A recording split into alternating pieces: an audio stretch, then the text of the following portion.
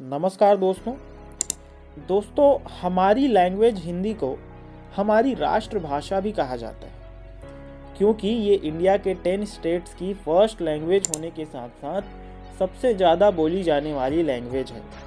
साथ ही ये राजभाषा भी कहलाती है, यानी ये गवर्नमेंट की ऑफिशियल लैंग्वेज भी है क्योंकि हमारे कॉन्स्टिट्यूशन में इसके लिए प्रोविजंस हैं।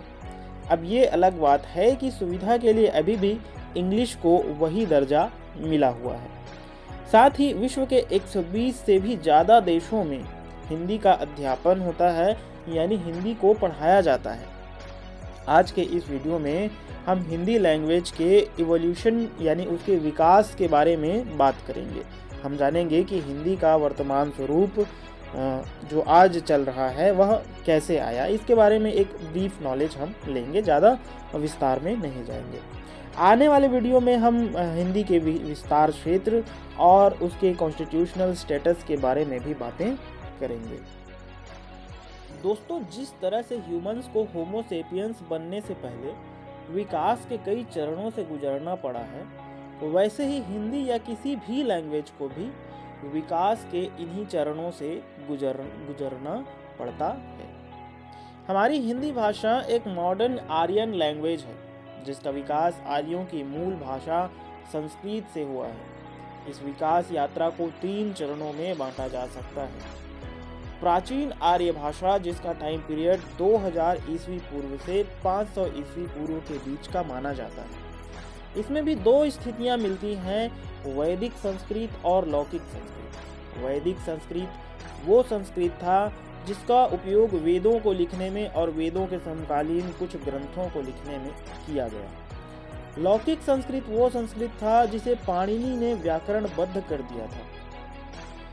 दूसरा, मध्यकालीन आर्य भाषाएं, जिसका टाइम पीरियड 500 ईस्वी पूर्व से 1000 ईस्वी तक माना जाता है। इसमें भी 3 स्टेप्स मिलते हैं, पाली, प्राकृत, अपभ्रंश। अपभ्रंश के साथ साथ एक और भाषिक प्रवृत्ति मिलती है जिसे अवहट्ट कहते हैं। अधिकांश भाषा वैज्ञानिक इन दोनों को एक ही मानते हैं। पाली, जिसका टाइम पीरियड 500 ईसा पूर्व से ईस्वी सन के आरंभ तक माना जाता है, और प्राकृत, जिसका टाइम पीरियड ईस्वी सन के आरंभ से 500 ईस्वी तक माना जाता है। अपभ्रंश का जो समयकाल है वो 500 ईस्वी से 1100 ईस्वी तक माना जाता है।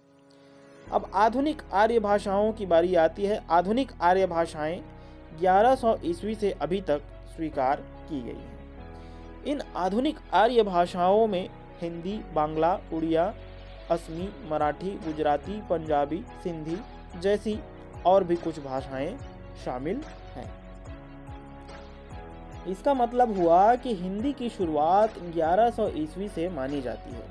हिंदी के विकास को भी 3 चरणों में बांट सकते हैं, प्राचीन यानी पुरानी हिंदी, मध्यकालीन हिंदी और आधुनिक हिंदी। पुरानी हिंदी 1100 ईस्वी से 1350 ईस्वी लगभग, मध्यकालीन हिंदी 1350 ईस्वी से 1850 ईस्वी लगभग, आधुनिक हिंदी 1850 ईस्वी से अभी तक, जिसका मूल आधार है खड़ी बोली।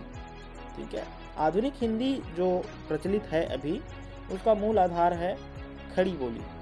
तो दोस्तों, ये थी हिंदी भाषा के इवोल्यूशन की बेसिक इन्फॉर्मेशन। हम डिटेल में बिल्कुल नहीं गए हैं। अगले वीडियो में हिंदी लैंग्वेज के विस्तार क्षेत्र और कॉन्स्टिट्यूशनल स्टेटस के बारे में बात करेंगे। तब तक के लिए नमस्कार।